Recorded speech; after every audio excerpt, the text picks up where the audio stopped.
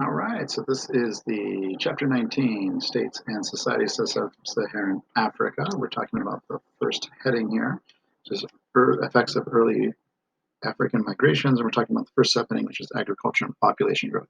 But before we get started, make sure you watch Masadi's introduction, which covers some of this information. She did a great job. I'm showing you the Galt-Peters projection here, and that's because the projections that you're used to seeing of the globe have its advantages, but it doesn't do a good job of showing the relative land size between different parts of the planet. So this does a much better job of showing you how huge Africa is.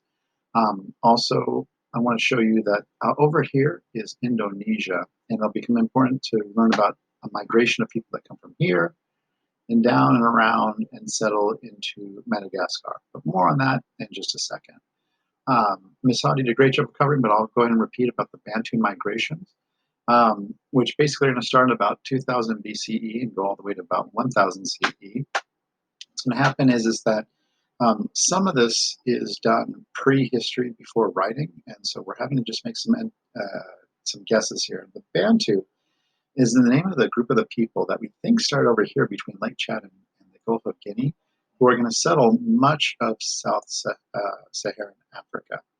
And so it's kind of like the term Indo-European, how when we look from Ireland to India, there's some commonalities in different systems and languages that make us think that possibly they have a common ancestor. And so the Bantu, which literally means the people, is what we call this group of people which probably originally settled different parts of sub-Saharan Africa. So wherever they go, we notice that we have changes in agriculture and herding, which seem to be based off of those people and those traditions. The other thing we notice is iron metallurgy tends to move wherever they go. Again, over here in Lake Chad, we've got a big site of early iron production.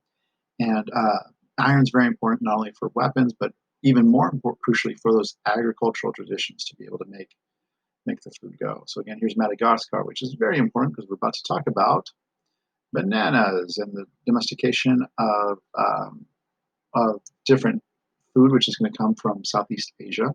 So I believe it's pronounced Malay sailors. So these people over kind of by Indonesia are going to eventually move to Madagascar, and they'll they'll go around. And when they do, they're going to take some of their traditions with them. So like the language that still is used in Madagascar is from that area of the world.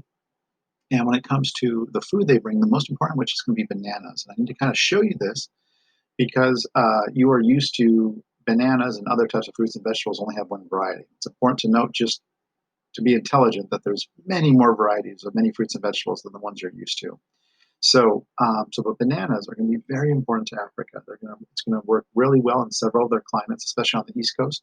And it's going to provide a new, really strong staple crop, which will really help people live longer and therefore have more children. And we see that when we look at population growth. So when we take a look here, and we think they probably had about 3.5 million people in 400 BCE.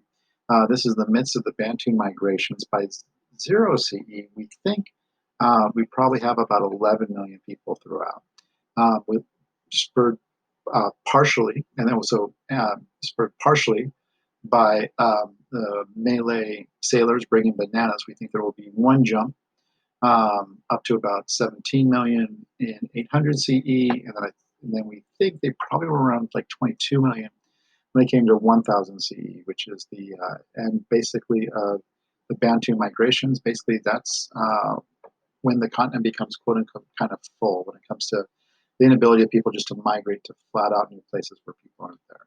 And with that, that is subheading number 1.